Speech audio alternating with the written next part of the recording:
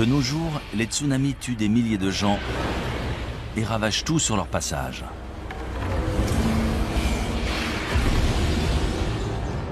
Les séismes détruisent des villes entières.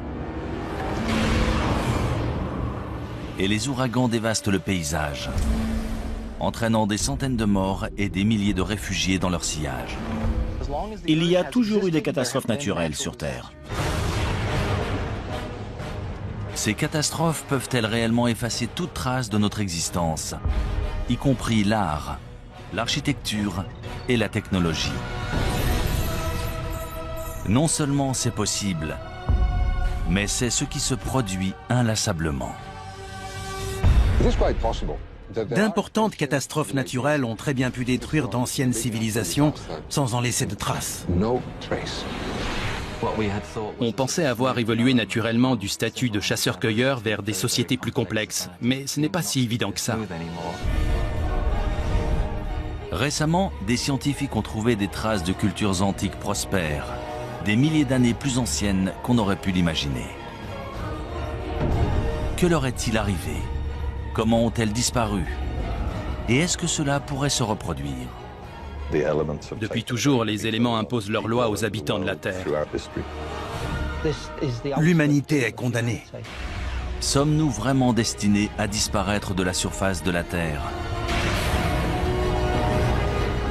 Notre civilisation va-t-elle, elle aussi, disparaître à jamais?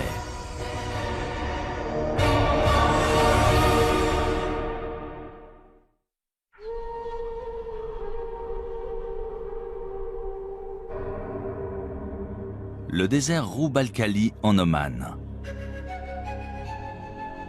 Ce territoire menaçant et désolé de la péninsule arabique est indiqué sur les cartes sous le nom de quart vide. Ses sables mouvants et sa chaleur écrasante sont le repère de solifuges venimeuses, d'échides mortels et de bandes de bédouins nomades.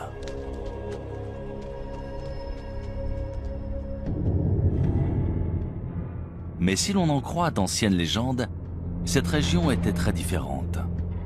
C'est ici, il y a environ 5000 ans, qu'existait autrefois un royaume mythique appelé Hiram.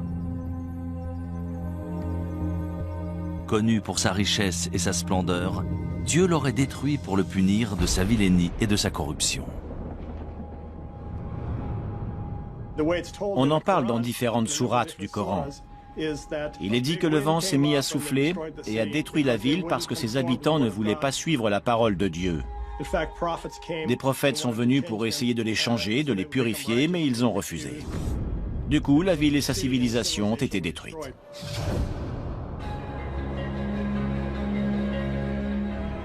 Pendant des siècles, historiens et explorateurs ont cherché des preuves de l'existence d'Hiram. Mais il faudra combiner technologie spatiale et archéologie traditionnelle pour enfin réussir à prouver qu'Hiram est bien plus qu'un mythe. En 1983, Nicholas Clapp, archéologue amateur, adresse une étrange requête à la NASA qui donne lieu à une expédition commune dans la péninsule arabique. Il venait de lire qu'on pouvait utiliser un radar imageur pour cartographier des rivières souterraines en Égypte. Il se demandait si on pouvait s'en servir pour trouver une cité disparue, en connaissant à peu près sa localisation.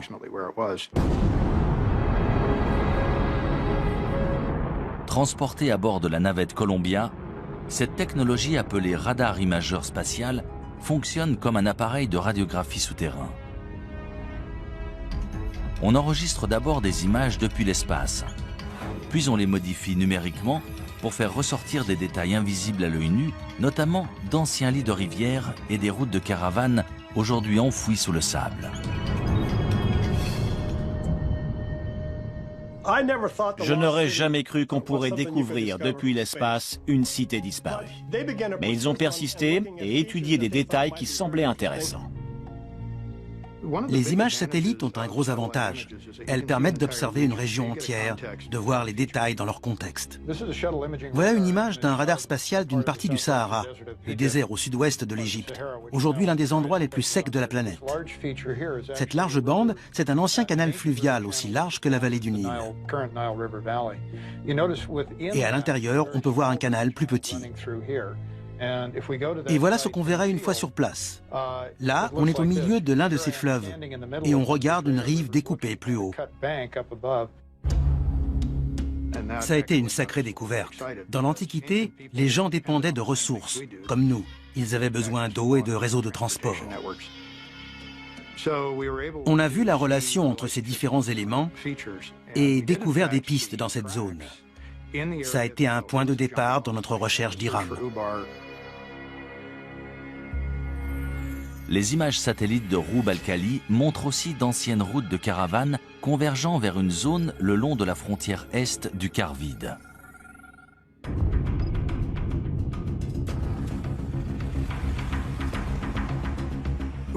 On s'est servi d'un GPS, technologie inconnue du grand public à l'époque, ainsi que du système de navigation de l'hélicoptère.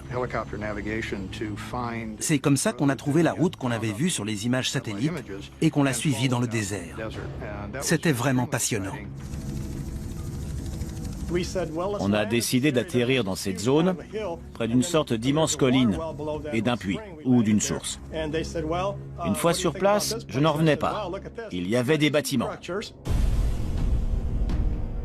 Ça correspondait à la première section d'une place antique faite en pierre avec des murs et des bâtiments. Et il y avait des poteries un peu partout.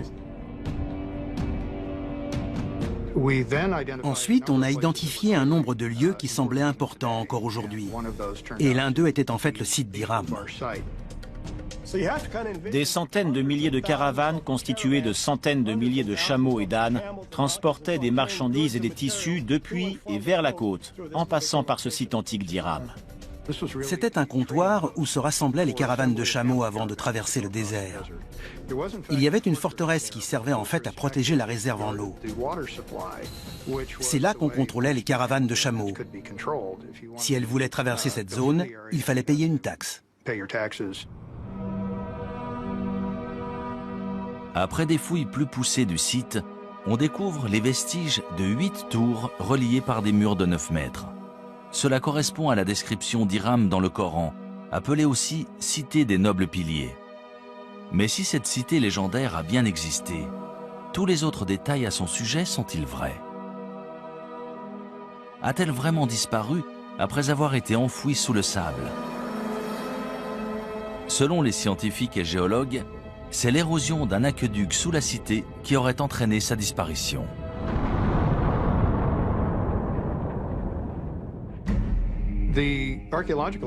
Si l'on en croit les preuves archéologiques autour du site, lorsque les réserves en eau ont diminué, la forteresse s'est effondrée dans un entonnoir et les gens ont fui. Beaucoup sont morts. Les légendes anciennes relatent le même sort étrange. Mais un tel événement peut-il réellement avoir éradiqué un peuple entier? Peut-il vraiment avoir détruit toute trace d'une culture, d'une langue et d'une civilisation? D'après de nombreux archéologues et historiens modernes, de telles conséquences dévastatrices sont tout à fait envisageables. On ne sait déjà presque rien de notre histoire quand on remonte à 3, 4, 5 000 ans en arrière. Alors, si l'on remonte avant la dernière glaciation, voire les deux dernières, tout a changé, y compris les civilisations, les organisations et les communautés humaines. Tout a été perdu. Les premières cultures, en particulier celles qui n'avaient pas l'écriture, ont été en grande partie oubliées. On n'a aucune trace historique et les seules traces qu'on puisse trouver sont archéologiques. Cela sous-entend qu'un archéologue trouve des vestiges de ces civilisations et se base dessus pour reconstruire leur histoire.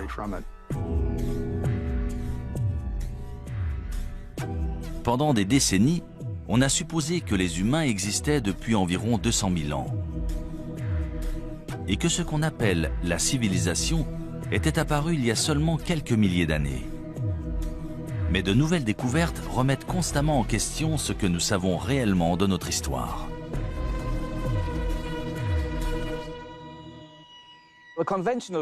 On dit qu'une civilisation naît en même temps que les premières villes et les premiers écrits. C'est ce qui est arrivé entre 3000 et 5000 ans avant Jésus-Christ en Mésopotamie, soit à l'Irak aujourd'hui. C'est à ce moment-là qu'on est passé de groupes de chasseurs-cueilleurs à une société agraire, c'est-à-dire à des gens capables de faire pousser leur nourriture. C'est ce qui a permis de rester à un endroit précis. Et c'est avec cette sédentarisation de l'humanité qu'on a commencé à parler du concept de civilisation.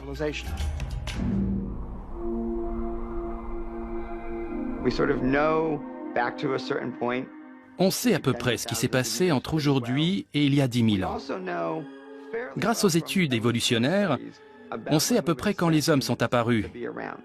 Mais la période entre l'apparition des hommes et celle des civilisations qu'on connaît est très vaste. C'est excitant de découvrir jusqu'où remonte la civilisation. Si Hiram a vraiment existé, combien d'autres civilisations anciennes sont ensevelies et attendent d'être découvertes? Quand ce sera fait, que trouverons-nous? Des preuves de notre passé antique ou des indices de notre destruction future? Şanlıurfa, est de la Turquie, 1994. Tout en haut d'un versant de colline, dans une région rurale, la charrue d'un fermier kurde s'arrête brusquement lorsqu'il touche une grosse pierre rectangulaire à moitié enfouie. Pendant plusieurs jours, il essaye de déterrer cet objet tenace, jusqu'à ce que se produise l'inattendu.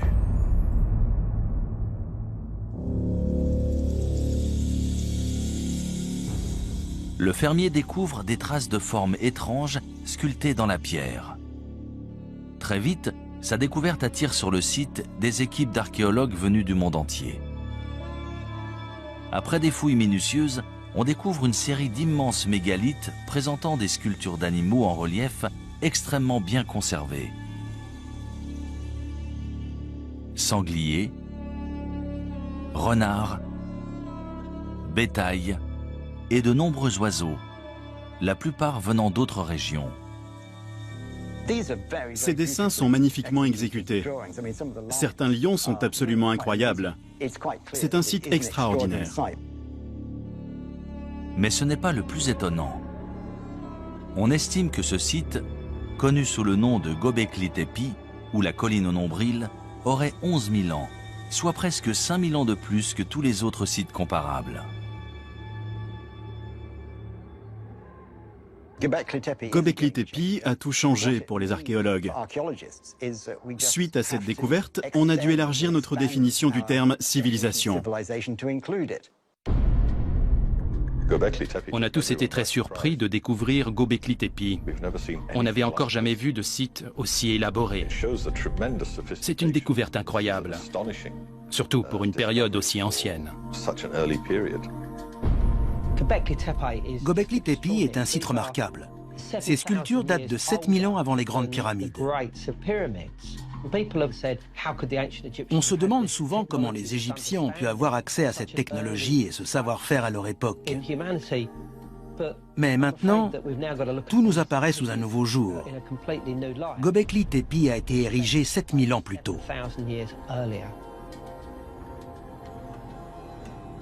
Récemment, l'imagerie radar du site a permis de révéler un gigantesque complexe présentant plus de 20 grandes structures ovales. Chacune est composée de colonnes mégalithiques en forme de T, ainsi que de 4 piliers sculptés en calcaire, reliés par des murs d'1,80 m et disposés dans un cercle mesurant entre 10 et 30 mètres de diamètre. Ils avaient tout organisé, tout prévu. Ils ont réussi à mobiliser des ouvriers et à entretenir ce site qui a ensuite été visité pendant de très longues années.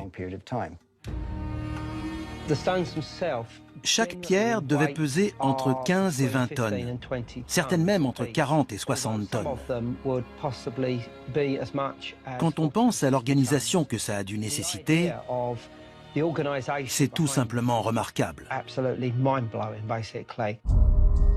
De toute évidence, il devait y avoir des centaines, voire des milliers de personnes impliquées dans ce projet. Mais qui a construit Göbekli Tepe? Et à quoi servait cette structure? Göbekli Tepe a tout bouleversé. On pensait avoir évolué naturellement du statut de chasseur-cueilleur vers des sociétés plus complexes, mais ce n'est pas si évident que ça. D'après l'archéologue in situ Klaus Schmidt, il s'agit d'un centre régional majeur. Le site est très impressionnant et sur place, on a l'impression d'avoir le monde à ses pieds. Selon certains archéologues, les tribus nomades du néolithique parcouraient de grandes distances pour atteindre Göbekli Tepe et participer à des fêtes rituelles. Selon d'autres, ces ruines seraient celles d'un temple, voire d'un lieu de sacrifice.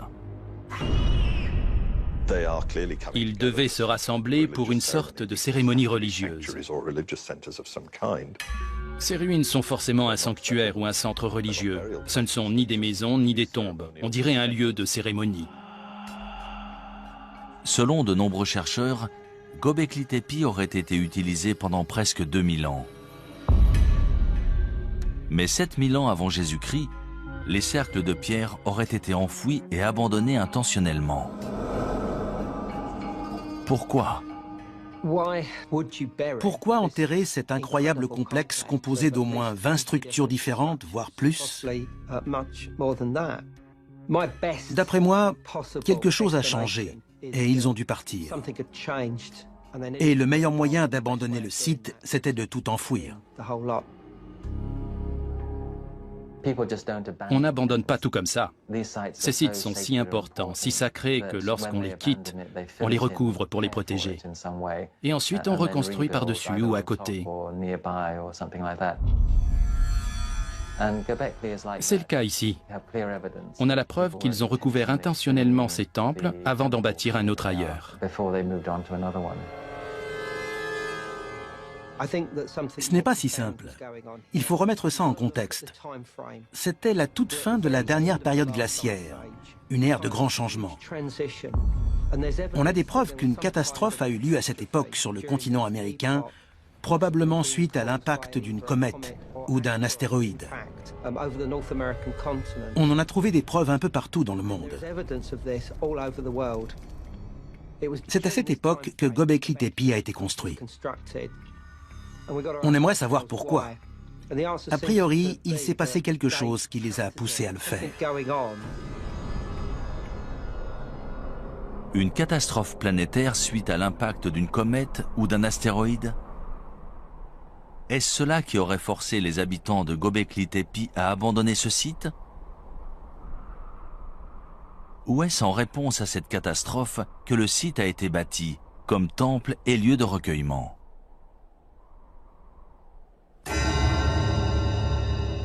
Selon certains chercheurs, la réponse se trouve tout près, au mont Ararat. Dans la Bible hébraïque, c'est là que l'arche de Noé aurait échoué une fois les eaux du déluge refluées. En fait, le mont Ararat se trouve à seulement une centaine de kilomètres de Göbekli Tepe. Quand on observe les animaux sculptés à Göbekli Tepe, il est impossible d'expliquer pourquoi certains d'entre eux ont été représentés étant donné qu'on ne les trouve pas dans cette région. Est-ce que certains de ces animaux vivaient dans cette région à l'époque? Et dans ce cas, d'où venaient-ils? Si l'on en croit la mythologie, il s'agirait des animaux de l'arche de Noé. On a beaucoup étudié les origines du déluge. Ce récit existe un peu partout dans le monde. Il existe une version Ojibwe, une version amérindienne, une version chinoise, et on en parle dans la mythologie grecque et la mythologie hindoue. Il est tout à fait possible que des événements réels aient inspiré la mythologie et les légendes. Ces récits du déluge parlent peut-être de vrais déluges. Ces mythes et récits narrant un déluge et le sauvetage de nombreux animaux à bord d'une arche sont-ils vraiment inspirés de faits réels? Nous trouverons peut-être une réponse en étudiant d'autres civilisations disparues. Que vont-elles nous révéler du mystérieux passé et du futur incertain de l'humanité ? « 26 décembre 2004, Sumatra en Indonésie. Un gigantesque séisme sous-marin de magnitude 9,1, dont l'épicentre se situe au cœur de l'océan Indien, génère un tsunami dévastateur. En quelques minutes, il fait plus de 230 000 morts et plus de 2 millions de réfugiés.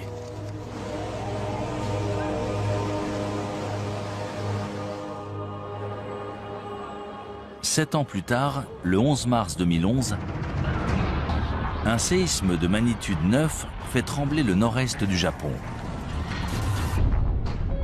C'est le plus puissant séisme qu'ait jamais subi l'île. Quelques minutes plus tard, un tsunami de 9 mètres balaye les terres, emportant des villes entières et environ 23 000 personnes.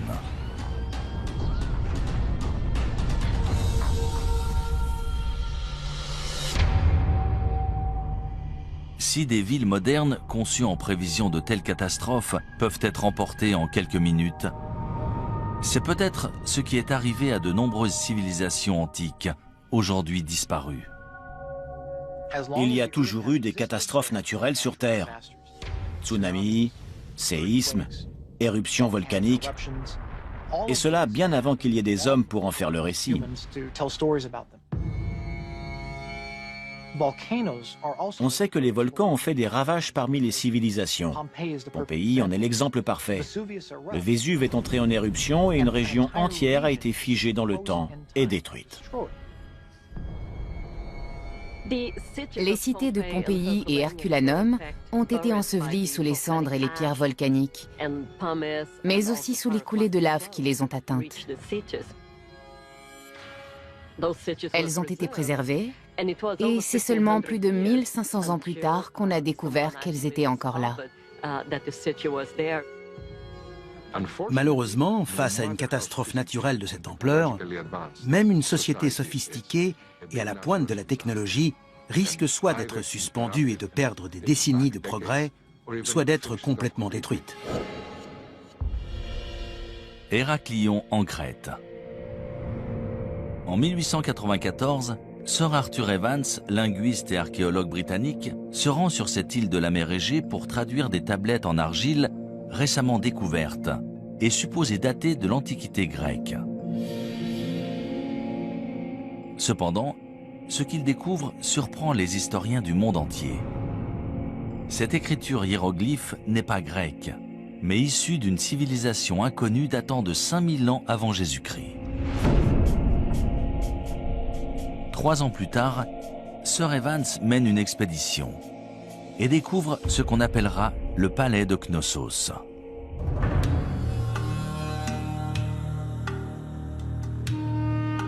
D'après les archéologues, l'imposante structure contenait autrefois des pièces richement décorées, de l'eau courante, chaude et froide, et même des toilettes en intérieur.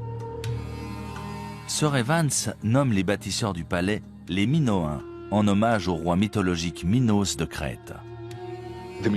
Lors de l'âge de bronze, la civilisation minoenne était toute puissante dans l'est de la Méditerranée. Elle avait une immense flotte et faisait commerce avec pratiquement tous les peuples du bassin méditerranéen. La société de la civilisation minoenne en Crète a été la première à développer des palais très sophistiqués, avec des cours pour tenir des cérémonies, des fresques et une architecture très élaborée. De nos jours, on considère les Minoens comme la première grande puissance en Méditerranée. Ils ont régné entre 2500 et 1600 avant Jésus-Christ. Mais comment un peuple si puissant et avancé a-t-il pu disparaître ainsi? Selon de nombreux chercheurs, on peut trouver la réponse en étudiant l'une des plus importantes éruptions volcaniques de l'histoire de la civilisation, à 110 km au nord de la Crète, sur l'île de Santorin.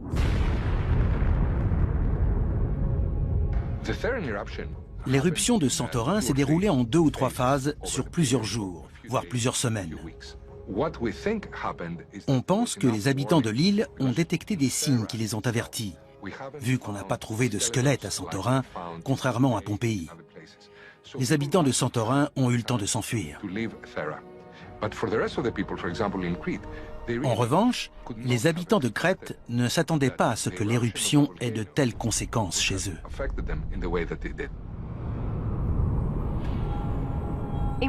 En volcanologie, on parle de différents types d'éruptions volcaniques, de petites éruptions présentant surtout des coulées de lave, aux éruptions pliniennes ou ultrapliniennes si elles sont très importantes. Celle de Santorin était une éruption plinienne, peut-être même ultraplinienne. Elle était très explosive, à tel point qu'elle a détruit une majorité de l'île.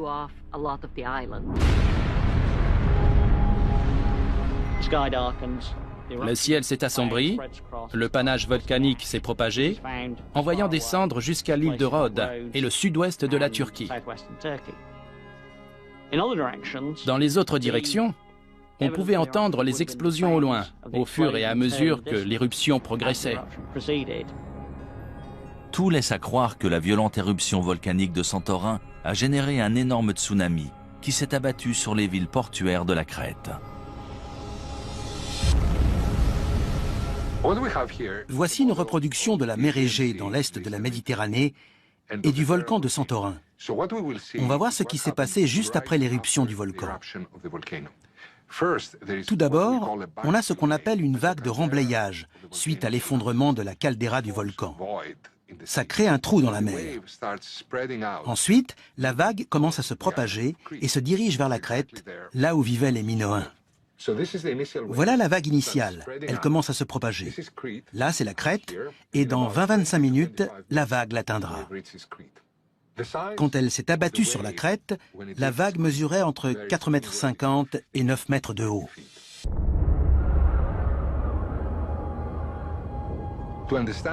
Pour comprendre ce qu'ont vécu les Minoens à l'époque, on peut observer ce qui s'est passé au Japon en mars 2011. C'est un énorme tsunami dont l'impact sur notre société se ressent encore chaque jour. Les Japonais ont réussi à se relever, mais ils n'étaient pas seuls. Le monde entier les a soutenus. Les Minoens, eux, n'avaient personne vers qui se tourner.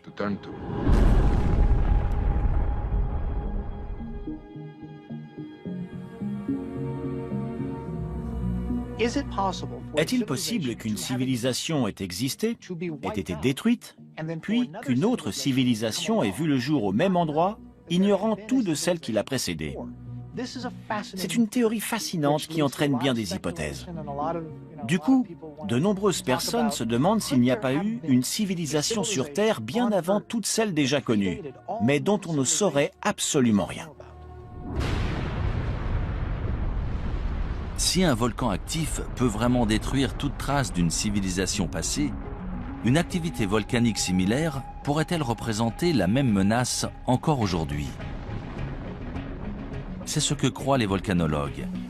Ils s'inquiètent qu'une telle catastrophe puisse menacer la côte est des États-Unis. L'île de La Palma, près de Tenerife dans les Canaries, présente une faille. On pense qu'une grande partie de l'île pourrait s'effondrer dans l'océan et, de ce fait, générer un gigantesque tsunami. L'effondrement d'un volcan dans les îles Canaries, le Cumbre Vieja ou La Palma par exemple, pourrait entraîner des dommages sur 20 000 km de côte, de Terre-Neuve jusqu'à la côte est des États-Unis, en passant par les Caraïbes et le nord du Brésil. D'après les simulations, lorsque la vague atteindra la côte est des États-Unis, elle fera 10 à 20 mètres de haut. C'est à peu près la taille de la vague qui s'est abattue sur Sumatra après le séisme de 2004 et de celle qui s'est abattue sur le Japon après le séisme de 2011. Une catastrophe naturelle de type éruption volcanique, séisme ou tsunami, peut-elle réellement détruire toute trace d'une civilisation? Au point de bouleverser l'histoire de l'humanité pour les siècles à venir. La réponse se trouve peut-être dans un ancien cimetière rempli d'or. dans une ville côtière sur la mer Noire.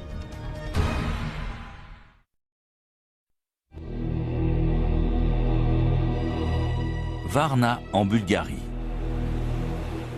Pendant des siècles, cette ville balnéaire de la mer Noire a attiré voyageurs et commerçants en provenance d'Europe et du Moyen-Orient.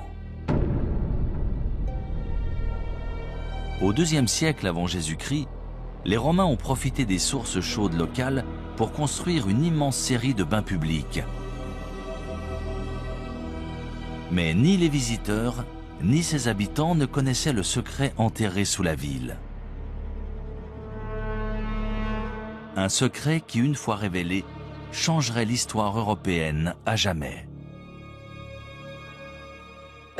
Ça s'est passé à la fin de l'automne 1972. Il y avait un site de construction en cours dans la zone industrielle de Varna. Ils creusaient pour installer des câbles électriques. Retcho Marinov, conducteur d'excavateur, creuse une tranchée d'1,20 m de profondeur lorsqu'il tombe sur ce qu'il pense être d'anciens artefacts en cuivre. Il les rapporte chez lui pour les mettre en sécurité. Quelques semaines plus tard, un habitant du village lui a dit que ces objets étaient très intéressants. Le directeur du musée de Dalgopol est venu chez lui, et lorsqu'il a vu tous ces objets, il n'en croyait pas ses yeux. Le lendemain, des archéologues du musée de Varna, parmi lesquels Alexander Minchev, retournent sur le site de construction et sont stupéfaits de leur découverte.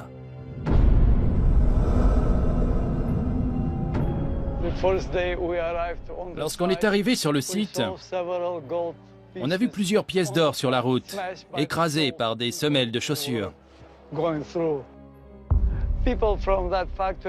Les ouvriers de l'usine passaient plusieurs fois par jour, sans le savoir, près de ces kilogrammes d'or. Personne n'aurait cru que de tels trésors étaient cachés sous un champ, dans une zone pareille. Après des fouilles plus poussées, on découvre que ce terrain non exploité est en fait le site d'un cimetière oublié.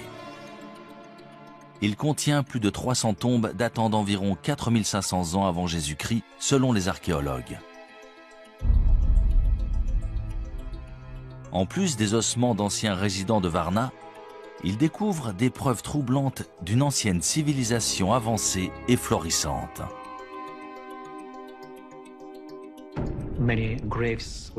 On a trouvé de nombreuses tombes avec des ossements humains. Les corps étaient dans différentes positions, principalement avec la tête orientée vers le nord-nord-est. Et ils étaient enterrés avec leurs ornements et leurs armes. Il existe un tas de ces objets extraordinaires, mais les trouver tous ensemble, dans un seul cimetière, c'est la preuve qu'il s'est passé quelque chose de très important dans la région de Varna.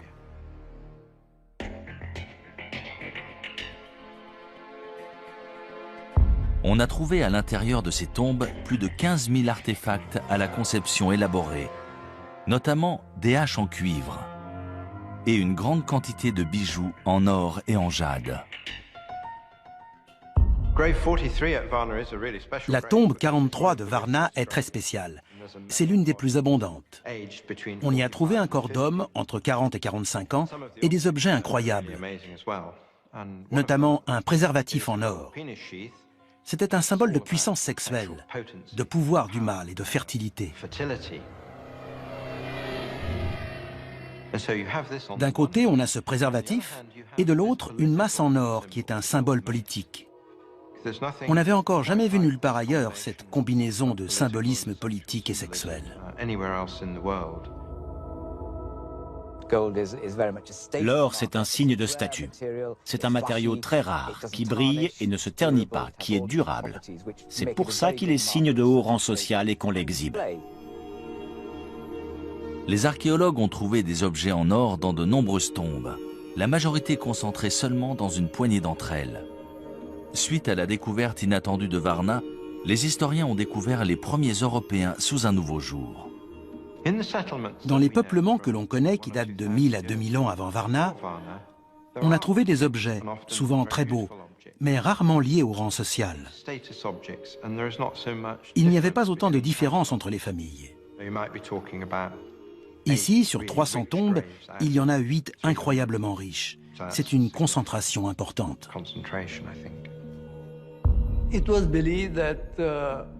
On suppose que pendant l'ère préhistorique, tous les hommes étaient égaux.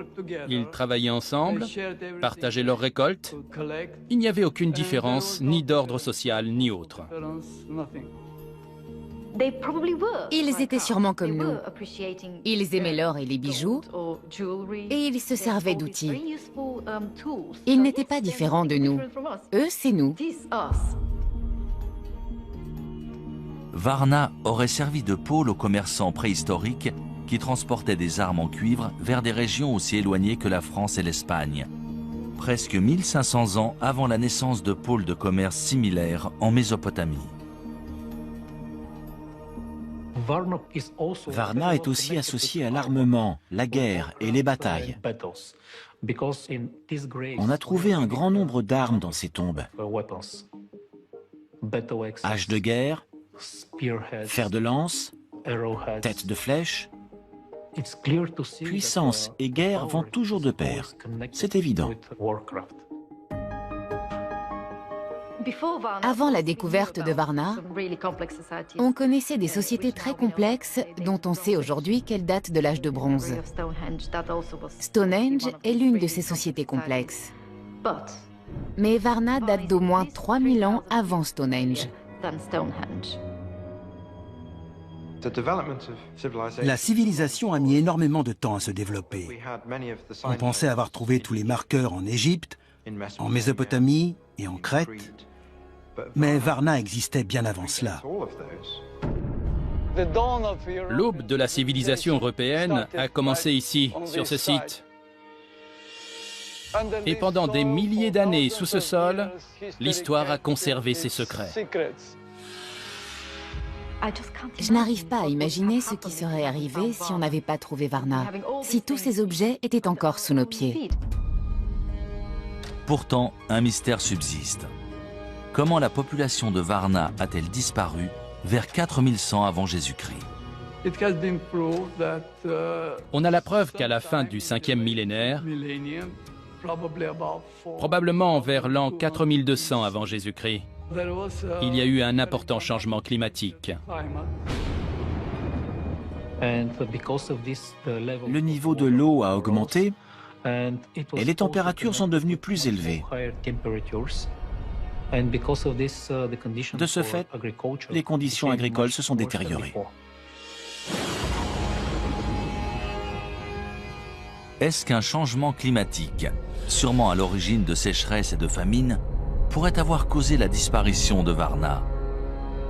Récemment, des fouilles archéologiques au Moyen-Orient nous ont fourni de nouvelles informations. D'après de nombreux archéologues et spécialistes, ces découvertes vont nous permettre de résoudre le mystère entourant la disparition de Varna et d'autres cités disparues. Mais d'autres se basent sur des preuves différentes, plus incroyables encore. Celles des catastrophes naturelles et des cataclysmes de proportions mondiales, voire nucléaires. Des preuves qui impliquent que le temps nous est compté.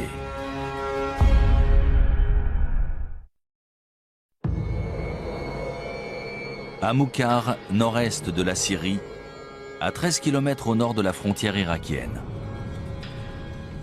Au début de l'année 2000, une équipe d'archéologues de l'Institut oriental de Chicago fait une étonnante annonce.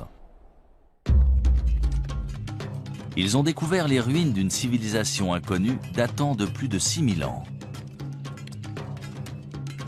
Les fouilles ont révélé une cité autrefois florissante appelée Amoukhar, remplie de ce qui semble être des maisons luxueuses, des boutiques prospères et des bâtiments officiels. C'est un site énorme, d'environ 1 km², qui a la capacité d'accueillir entre 10 000 et 20 000 personnes, l'équivalent d'une grande ville. C'était une cité florissante, il devait avoir l'écriture. On n'a pu déterrer qu'une infime partie des bâtiments publics, mais ils étaient entourés d'un vaste mur et de grandes portes. On doit encore mettre à jour certains éléments de cette civilisation toujours enfouie sous un village moderne.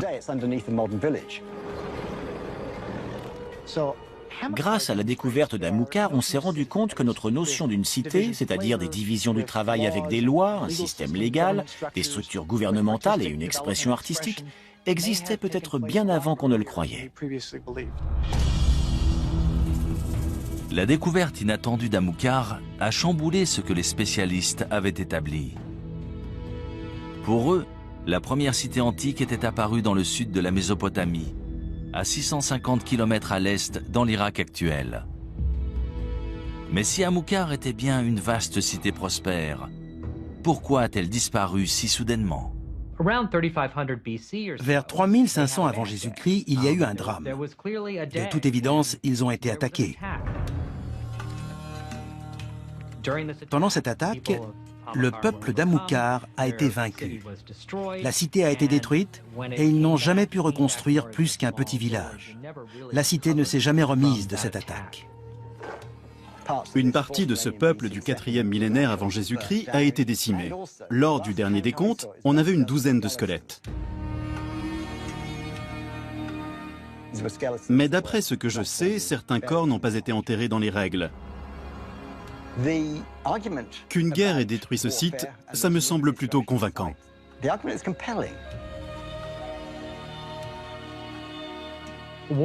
Au moment de la destruction d'Amukar, on se battait la plupart du temps à main nue. Mais on a des preuves que les habitants d'Amukar utilisaient des balles. Pas des balles de revolver, évidemment, plutôt des projectiles avec des frondes. C'est une hypothèse controversée mise en avant par les archéologues d'Amukar. Dans tous les cas, lorsque la cité a été détruite, le combat a fait rage et la cité a péri dans les flammes. C'est intéressant, car on sait depuis longtemps qu'à cette époque, d'autres cités se développaient dans le sud, comme Uruk par exemple. Mais aujourd'hui, on a de nouvelles preuves que des cités comme Amukar créaient leur propre civilisation en parallèle. Avec une telle dynamique nord contre sud, la destruction d'Amukar a pu sonner le glas de ces peuples du nord qui essayaient de créer leur propre mode de vie. Ils ont fini par être vaincus par les peuples du sud, ce qui a bouleversé le cours de l'histoire. À des centaines de kilomètres à l'ouest d'Amukar se trouvent les ruines d'un autre peuplement antique, Caramel. En 2007, des archéologues qui déterraient des tombes anciennes in situ ont découvert les fondements de 5 larges tours en pierre de 4,50 m de diamètre et d'environ 6 mètres de haut chacune. Elles auraient au moins 10 000 ans. Ces ruines sont situées dans le nord de la Syrie, pas très loin de Göbekli Tepe. De toute évidence, il s'agit de la même culture. Nous ignorons pourquoi ce site a été construit. Tout laisse à penser qu'il s'agissait de défense. Il devait sûrement faire face à des prédateurs, animaux ou humains. À quoi servaient ces tours? Est-ce qu'elles faisaient partie d'une forteresse? S'agissait-il de tours de guet ou avaient-elles une autre utilité? Honnêtement, on n'en sait rien. Caramel, dans le nord-ouest de la Syrie, est un site important. C'est la toute première preuve de structure permanente en pierre, datant de 2000 ans avant ce que l'on pensait être la structure permanente la plus ancienne dans la cité de Jéricho. Avec la découverte de Caramel, on a abandonné l'idée que l'évolution depuis le néolithique a été un processus unique. Je peux vous nommer de nombreux autres sites où l'on a trouvé des cultures locales distinctes, chacune très élaborée, mais différentes les unes des autres. Il n'y a pas eu un seul grand développement. Il y en a eu tout un tas, certains plus réussis que d'autres. Pour la plupart des spécialistes, Caramel et Amukar ont été détruites par des armées venues du sud de la Mésopotamie. Dans l'Antiquité, il y avait énormément de conflits. Je ne parle pas de guerre mesquine et irréfléchie. Il s'agissait d'agrandir des cités, de s'approprier plus de territoires et de subordonner plus de villes pour taxer plus de résidents. Ces guerres territoriales sont-elles la seule cause de la destruction de ces grandes cités antiques?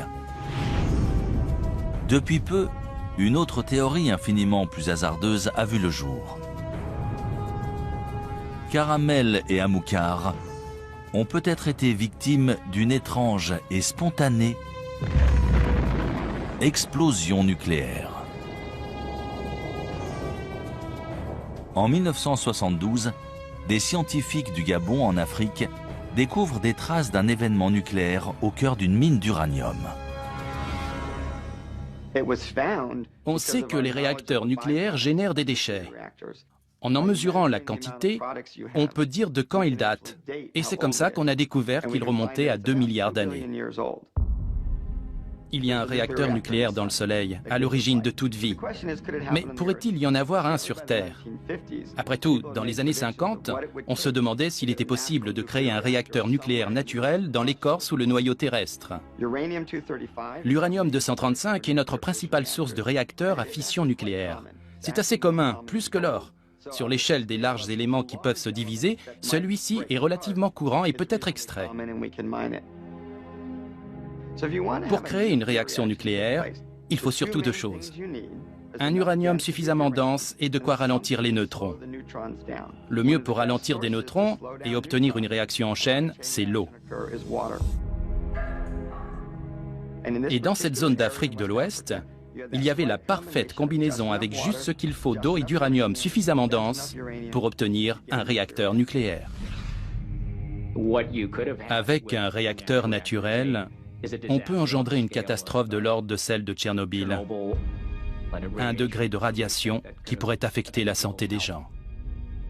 Si de l'uranium venait à alimenter un réacteur nucléaire naturel, cela engendrerait une fission nucléaire, et c'est ce qu'on veut éviter à tout prix.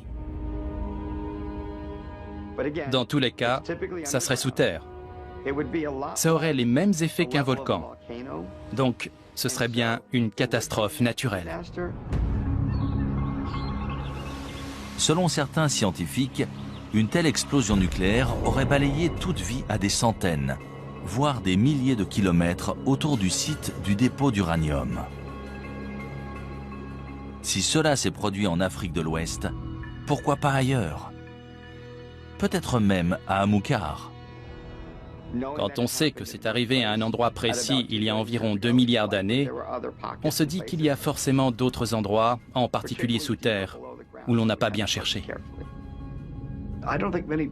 À mon avis, peu de gens croient que ces civilisations ont disparu suite à d'importantes catastrophes naturelles. Combien ont disparu il y a 20 ou 30 000 ans et dont on ignore encore tout? On ne se concentre que sur les civilisations des 5000 dernières années. On ne sait rien au-delà de l'histoire chinoise ou égyptienne.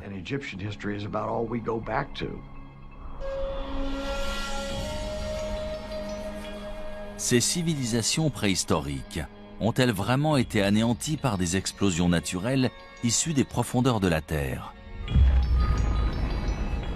Ou est-il possible que ces cités antiques aient été détruites depuis beaucoup plus loin?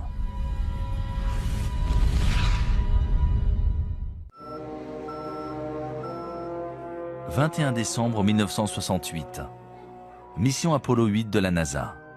Dirigée par le commandant Frank Borman, c'est la première fusée habitée à atteindre la Lune.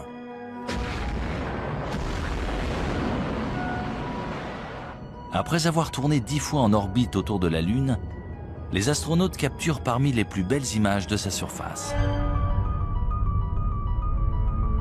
Sur ces photographies, on voit la Lune jalonnée de milliers de larges cratères. Certains y voient la preuve qu'elle a été le site d'une activité volcanique virulente. Mais d'après des preuves récentes, ces nombreux cratères seraient le résultat d'un incident plus sérieux. D'énormes impacts d'astéroïdes. Des astéroïdes qui ont peut-être aussi bombardé la Terre.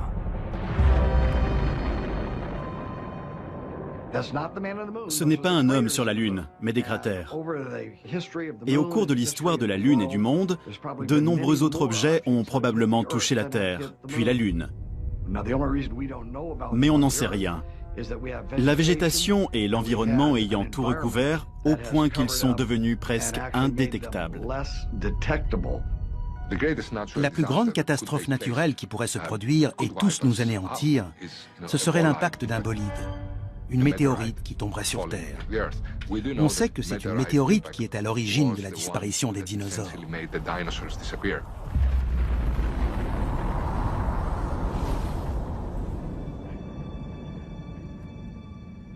Nous voici au bord du météore cratère, site célèbre d'un impact de météorite dans le nord de l'Arizona.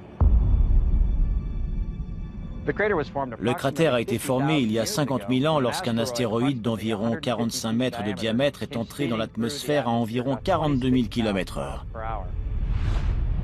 Il a frappé le sol avec une force équivalente à celle de 1000 bombes atomiques.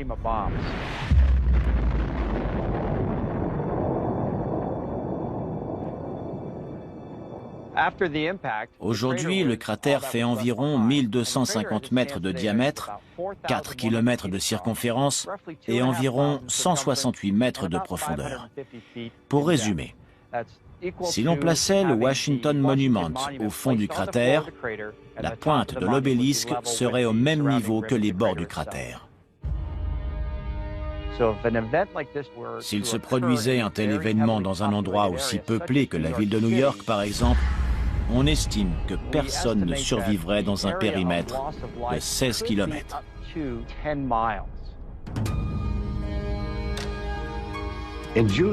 En juin 2002, il s'est produit un événement qui aurait dû tirer la sonnette d'alarme.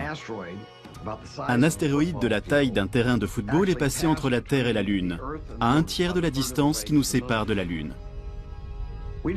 Il a fallu qu'il nous dépasse pour qu'on sache qu'il était là.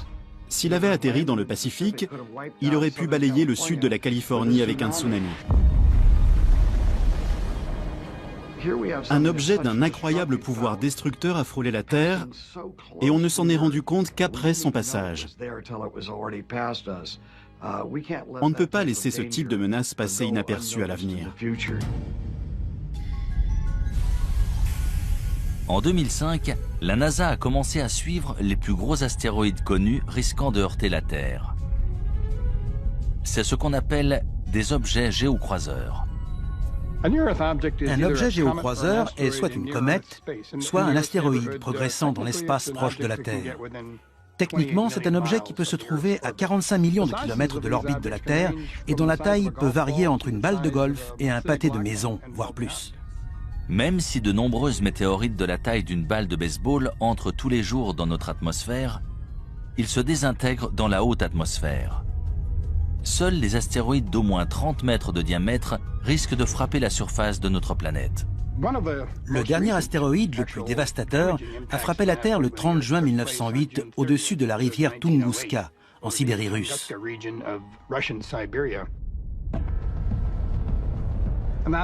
Un objet mesurant entre 30 et 40 mètres est entré dans notre atmosphère. La pression exercée à l'avant de ce petit astéroïde était plus importante que celle exercée à l'arrière. Du coup, il s'est aplati et a explosé à environ 6,5 km au-dessus de la surface de la Terre.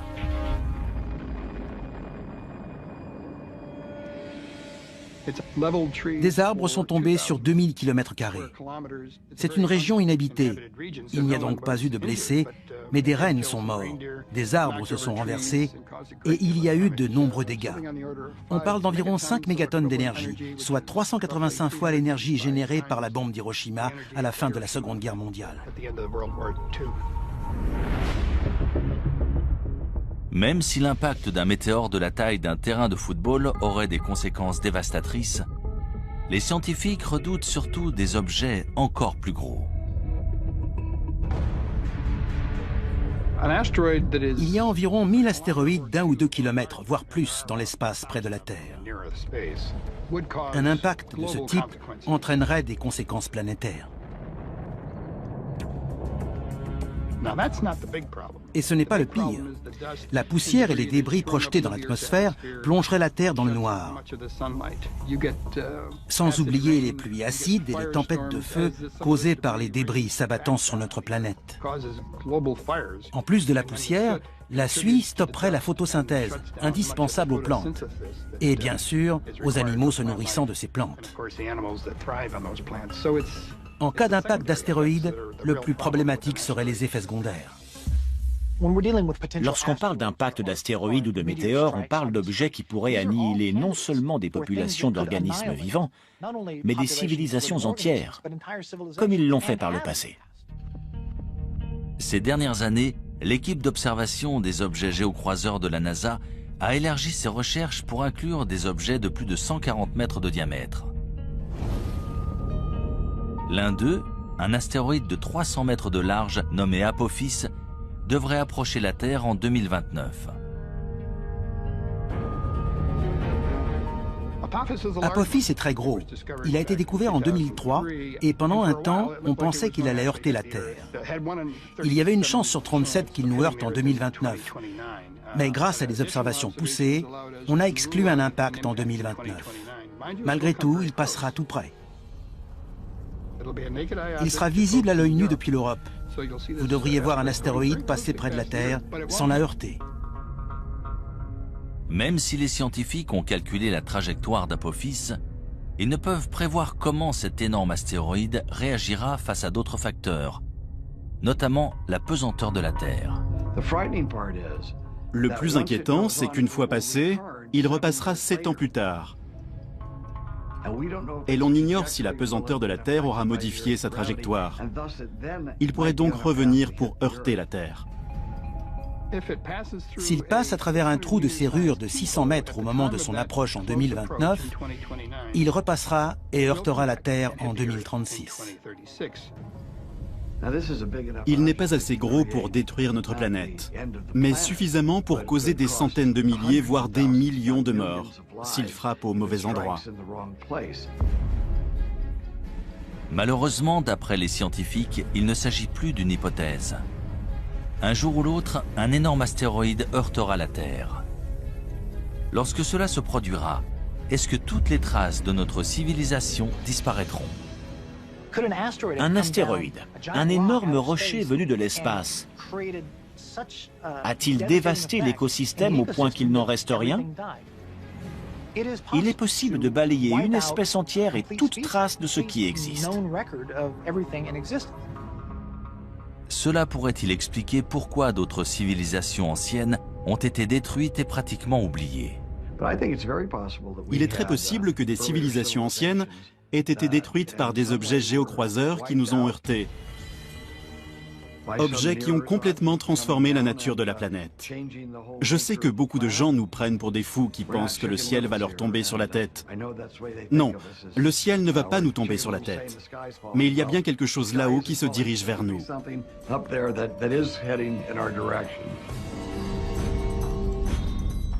Si un météore heurte la Terre de notre vivant, que pourrons-nous entreprendre pour minimiser ces ravages ?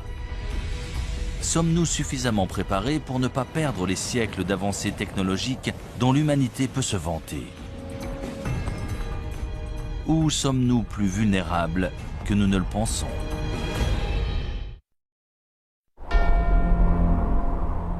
Le Kilimandjaro en Tanzanie. En l'an 2000, le paléoclimatologue Lonnie Thompson et son équipe de chercheurs ont foré au cœur d'un glacier recouvrant le pic de la montagne. Ils ont recueilli des échantillons de carottes de glace, preuve des conditions et changements climatiques non seulement depuis 20 à 30 ans, mais depuis des dizaines de milliers d'années. Une carotte est une colonne de glace. On en recueille plusieurs à la surface pour retracer l'histoire du climat et de l'environnement dans différentes parties du monde. Ces carottes ont des couches bien distinctes et en mesurant l'épaisseur de ces couches, on peut calculer l'évolution des précipitations dans le temps. Les bulles d'air préservées dans la glace retracent l'histoire de la composition de notre atmosphère. Là, on peut remonter jusqu'à 800 000 ans en arrière, en étudiant notamment le dioxyde de carbone, le méthane et le protoxyde d'azote. On peut même observer des micro-organismes pris dans la glace. D'ailleurs, on a ressuscité des organismes qui étaient dans la glace depuis plus de 50 000 ans. Tout ce qui est dans l'air est archivé dans la glace. On assiste à des périodes de calme, puis à des périodes où se produisent des cataclysmes. C'est ça la vie sur Terre, on passe de l'un à l'autre.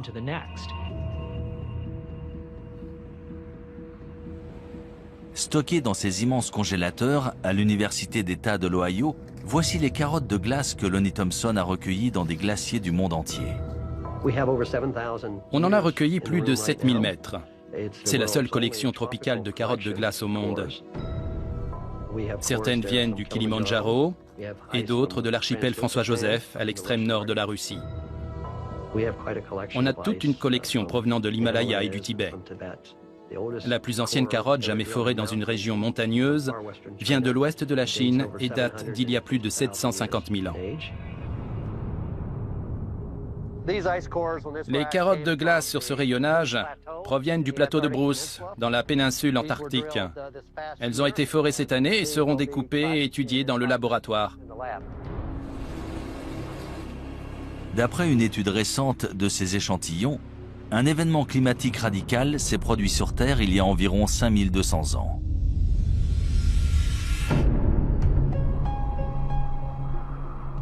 Ce changement soudain coïncide avec l'émergence de nombreuses nouvelles civilisations en Asie et au Moyen-Orient. Il semblerait qu'il y ait eu un renouveau partout dans le monde, mais on ignore pourquoi. Pourquoi c'est arrivé à ce moment-là? Pendant 100 000 ans, on avait une vie heureuse de chasseurs-cueilleurs. Et soudain, les choses ont changé. Qu'est-ce qui a entraîné ce changement? Il faut chercher un dénominateur commun. Et ce qui semble relier toutes ces sociétés agraires, c'est le climat.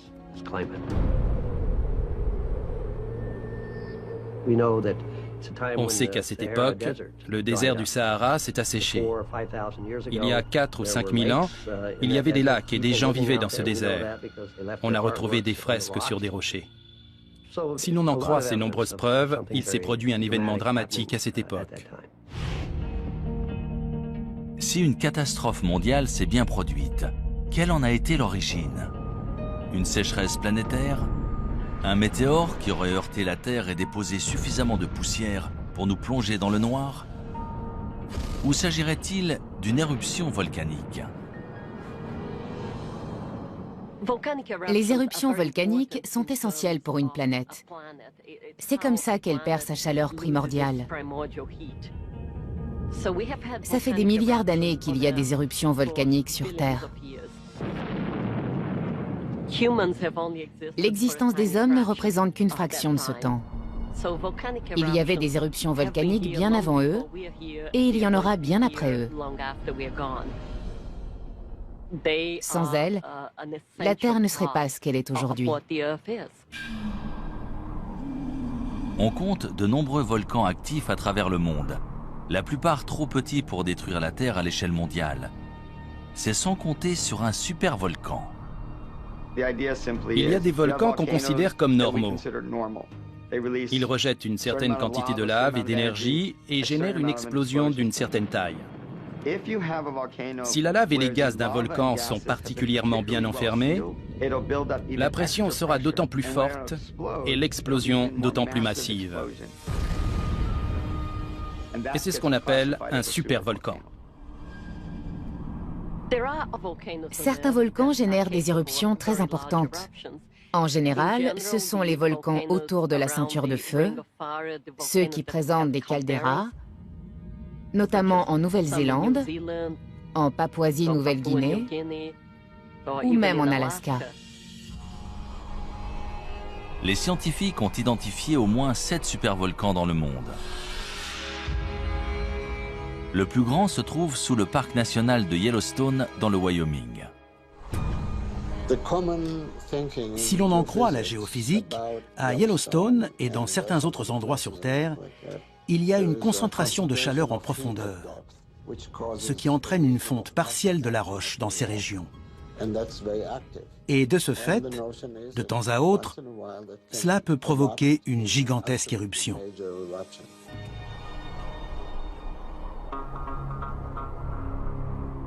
D'après les scientifiques, la plus récente éruption à Yellowstone s'est produite il y a environ 600 000 ans. On ignore quand Yellowstone entrera de nouveau en éruption. On n'a aucun moyen de le savoir. Quand on prédit le temps ou un événement géologique, il y a toujours une marge d'erreur. On ne peut jamais savoir quand ça va précisément arriver. Yellowstone est un volcan relativement jeune. Il est entré en éruption pour la première fois il y a 2,5 millions d'années. Géologiquement parlant, c'est jeune.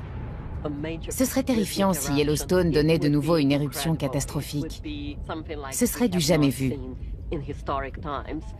À côté, une éruption du mont St. Helens, c'est ridicule. Cela entraînerait un changement climatique sur toute la planète. La température moyenne de la Terre chuterait et l'ouest des États-Unis serait ravagé. Tout serait recouvert de cendres. Il n'y aurait plus d'agriculture. Et ça durerait un moment. Cette éruption bouleverserait notre civilisation. La cendre et les gaz toxiques émis lors d'une grosse éruption pourraient créer un brouillard qui plongerait la planète dans le noir pendant plusieurs années. Dans l'obscurité, les récoltes et les animaux mourraient, condamnant les hommes à mourir de faim. Si Yellowstone explosait aujourd'hui, vu que nous sommes de plus en plus nombreux, les conséquences de l'éruption seraient beaucoup plus grandes que par le passé. 7 millions de personnes voient le jour chaque mois à travers le monde. C'est du jamais vu. Notre planète est vulnérable. Nous ne sommes pas prêts. Notre société moderne est aussi fragile que ces sociétés antiques de grande envergure. Il y a énormément d'habitants, on se repose sur les ressources de la Terre et à force de les utiliser de manière si intensive, on les détériore. Pour beaucoup, notre société est au bord de l'effondrement. Les hommes sont des êtres très dépendants par nature. On a tendance à l'oublier dans notre société actuelle, mais il existe des forces bien plus puissantes que nous. Ces forces ont toujours été là et ont déjà bouleversé des cultures et des civilisations par le passé.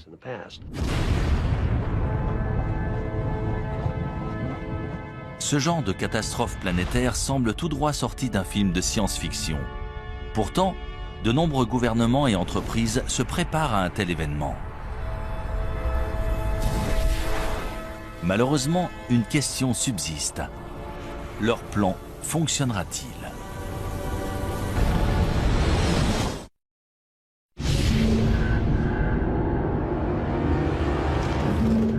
Selon les scientifiques, notre planète a déjà subi plusieurs extinctions par le passé.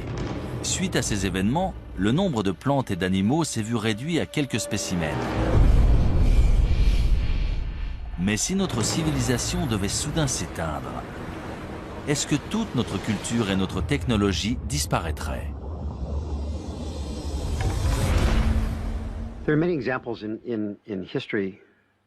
Ce ne serait pas la première fois qu'un peuple perd ses technologies et son savoir-faire. Bien sûr, l'exemple le plus célèbre est celui de la bibliothèque d'Alexandrie en Égypte.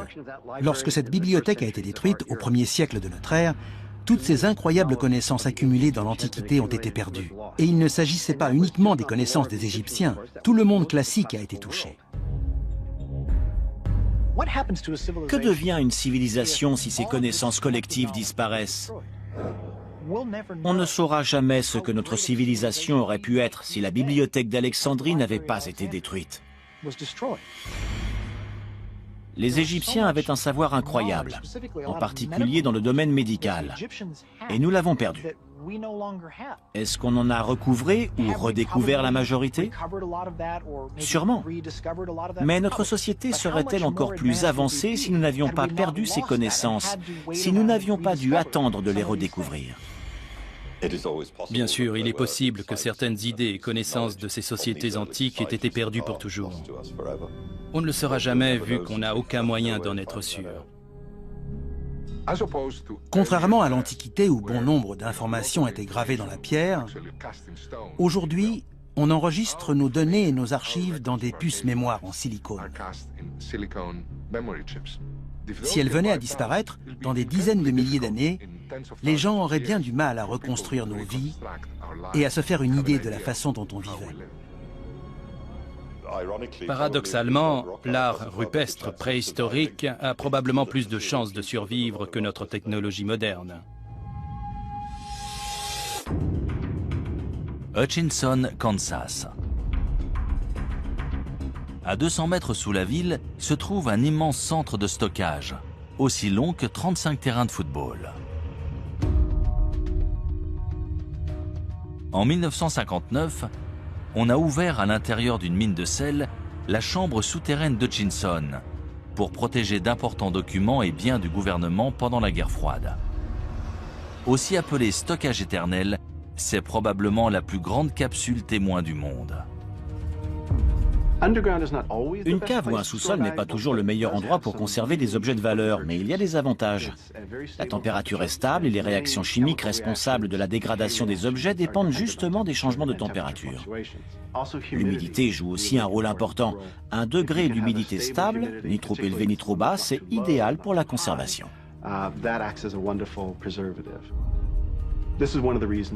C'est l'une des raisons pour laquelle les musées ont toujours une température et 1 degré d'humidité stable. Et un moyen simple d'y parvenir, sans utiliser trop d'énergie, c'est de s'enfoncer sous terre. Dans cette mine, en plus, le sel absorbe naturellement l'humidité. Prenons le cuir qui a servi à rédiger les manuscrits de la mer Morte.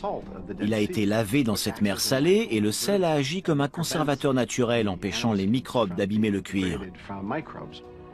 C'est pour ça qu'ils sont encore en si bon état aujourd'hui.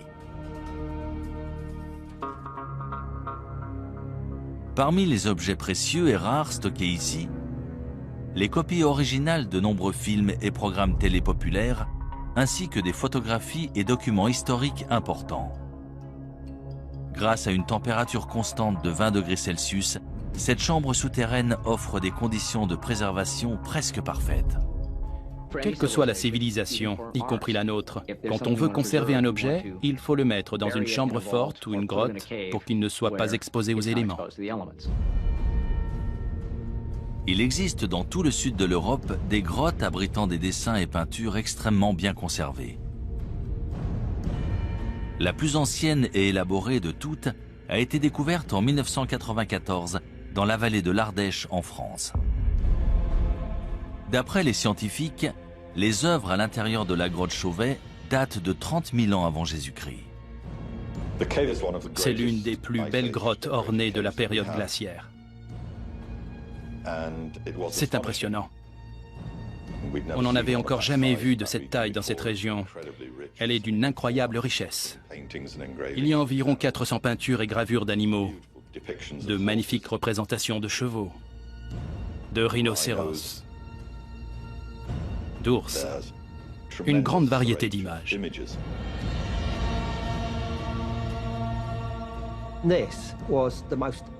Ces représentations d'animaux sont tout simplement remarquables.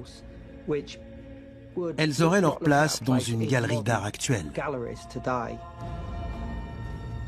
La datation et la qualité des peintures de la grotte Chauvet ont remis en question tout ce qu'on savait ou pensait savoir sur l'existence de l'homme sur Terre. Elles sont considérées comme les plus anciennes œuvres d'art créées par l'homme. Le plus intéressant, c'est qu'il s'agit d'Homo sapiens qui ont tenté de représenter des idées et pensées abstraites sur les murs d'une grotte, bien avant l'invention de l'écriture et bien avant n'importe quelle définition de civilisation. Pourquoi ont-ils fait ça? Ces artistes antiques ont-ils créé leur art sur des murs de pierre au cœur des grottes pour le protéger des générations futures? Dans 30 000 ans, les seules traces de notre existence seront-elles stockées en sécurité sous la terre? Tout ce qu'on sculpte dans la pierre, au bon endroit, peut potentiellement être conservé des milliers, voire des millions d'années, en particulier si ça se trouve sous la terre.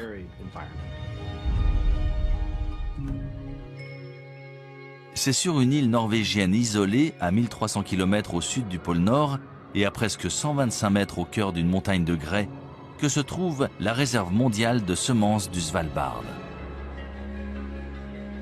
Il s'agit d'une mesure de protection en cas de perte accidentelle de la grande variété de plantes et de récoltes alimentaires sur Terre. Plus de 20 millions de graines sont stockées ici. Les graines sont stockées dans une mine de charbon abandonnée, transformée en une réserve stabilisée. Certaines graines peuvent survivre très longtemps, d'autres ont besoin d'être plantées, de pousser et d'être de nouveau récoltées. Ce n'est pas un environnement statique. Ici, les graines sont constamment renouvelées et échangées contre des graines issues d'autres réserves dans le monde. Cette réserve de graines a été conçue spécialement au cas où notre civilisation serait détruite.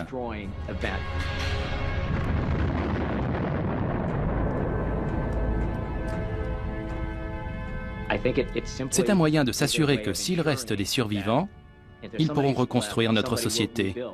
Et ils y arriveront d'autant mieux avec ces graines. Ce qui fait de l'homme un être unique, c'est sa capacité à réfléchir au passé, au présent et aussi à l'avenir. On réfléchit souvent à ce qu'on voudrait léguer à nos petits-enfants. C'est un moteur pour la plupart des gens. Même les premiers hommes ont sûrement pensé à enterrer ou mettre quelque chose en sécurité pour les générations futures.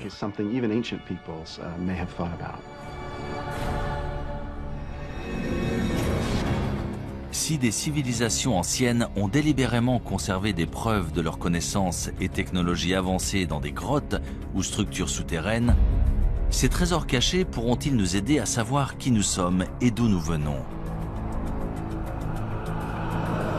Et surtout, quel pourcentage de notre civilisation survivra dans le futur? Pouvons-nous réellement disparaître de la planète sans laisser de traces?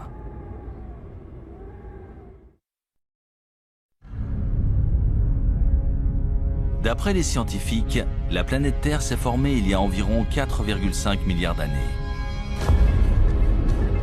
Pourtant, selon de nombreux spécialistes, l'humanité n'existe que depuis 200 000 ans. Pourrait-il se tromper? Des civilisations humaines ont-elles existé sur Terre il y a des centaines de millions d'années avant de disparaître sous la surface de notre planète sans laisser de traces? C'est probablement le cas, vu que la préhistoire humaine se mesure en millions d'années et que la civilisation, elle, se mesure en dizaines de milliers d'années. Il y a un trou, peut-être un type de civilisation qui nous a échappé.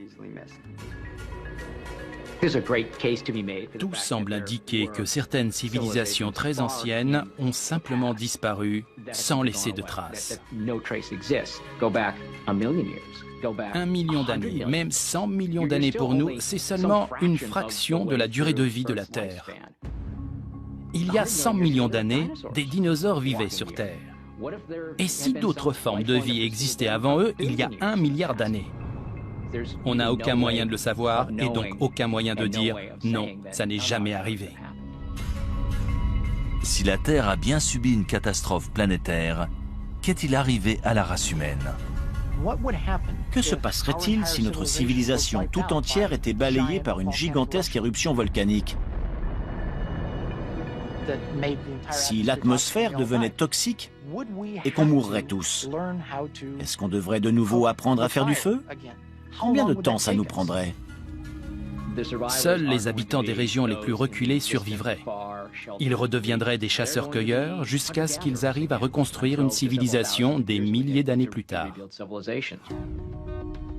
Si des civilisations passées ont bel et bien disparu, est-il possible que des traces de notre société moderne se retrouvent enterrées sous terre et finissent par être oubliées? Prenons l'exemple de Tchernobyl. On voit bien à quelle vitesse ces constructions modernes se sont délabrées. Regardez ces traces. En seulement 50 ans, la majorité de cette infrastructure s'est énormément détériorée. Imaginons qu'on nous demande de quitter New York, de l'abandonner là, tout de suite. Dans 1000 ans, elle serait ensevelie sous des débris, sous l'eau. La plupart des bâtiments se seraient effondrés depuis longtemps. Allons encore plus loin, disons dans 10 000 ans. Je doute que quelqu'un arrive à reconnaître quoi que ce soit. Il faudrait vraiment savoir ce qu'on cherche pour le trouver. Parmi les rares vestiges de la technologie humaine, il restera peut-être l'un de ces résidus les plus dangereux, les déchets nucléaires. Le plus dangereux dans ces déchets, c'est la radiation. L'avantage avec les matériaux radioactifs, c'est qu'ils se désintègrent et disparaissent naturellement. L'inconvénient, c'est que pour la plupart, ça prend des milliers ou des dizaines de milliers, voire des millions d'années. Il faut absolument concevoir une zone de stockage sûre qui les contiendra pendant très longtemps. Le traitement des déchets radioactifs issus de la création d'armes et de l'énergie nucléaire est sujet à controverse. On doit bien s'en débarrasser quelque part sur Terre. On a donc prévu de les enterrer profondément dans le sol. C'est la solution géologique au problème des déchets nucléaires. Le département de l'énergie des États-Unis a engagé une équipe de spécialistes qui étudie des sites de traitement des déchets nucléaires aux côtés d'ingénieurs. Ils espèrent concevoir un signe d'avertissement universel que les prochaines générations pourront comprendre pendant au moins 10 000 ans. Ils doivent imaginer tout un concept pour prévenir les gens et les avertir du danger. Il faut concevoir une tradition qui sera perpétuée et transmise de génération en génération, et maintenir cet avertissement pour protéger les gens des déchets nucléaires. Le concept envisagé présente un immense terrassement pour entourer le site entier. Une fois terminé, la berme mesurera 10 mètres de haut et 30 mètres de large. Le projet comprend également une série de balises en granit mesurant chacune 7,50 m de haut et ornées d'avertissements gravés dans différentes langues. Cet ensemble de signes d'avertissement énigmatiques peut-il être efficace? Ou sera-t-il aussi mystérieux et indéchiffrable que les sculptures de Göbekli Tepe ou les mégalithes de Stonehenge? On ne va pas dessiner une tête de mort dessus. Ce sera absolument pas parlant dans 500 ans.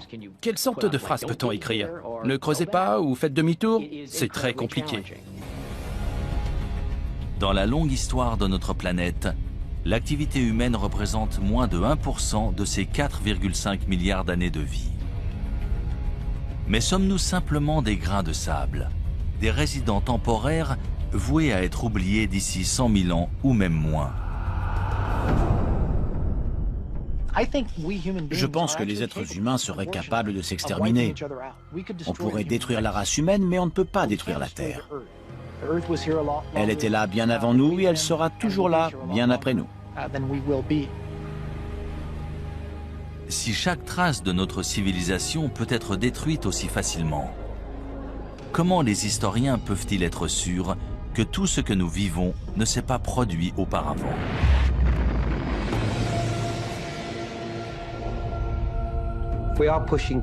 Plus ça va, plus on remonte loin dans l'histoire. À mon avis, on va finir par découvrir des vestiges qui nous feront réaliser que les civilisations ont bel et bien existé bien plus tôt qu'on ne le pense. Des vestiges qu'on ne voit pas pour l'instant. Plus ça va et plus on repousse la date d'origine, qu'il s'agisse d'objets, des poteries par exemple, ou de la sédentarisation et l'usage du feu. Il ne faut jamais fixer une date et dire que ça n'existait pas avant. On finit toujours par trouver des preuves du contraire. Les civilisations ont sûrement évolué plus d'une fois. Elles ont été détruites par un événement, puis sont réapparues, et ça, c'est une leçon pour nous aujourd'hui. N'importe quel spécialiste vous le dira. Plus on a d'informations, plus on se rend compte qu'on ne sait rien de notre monde.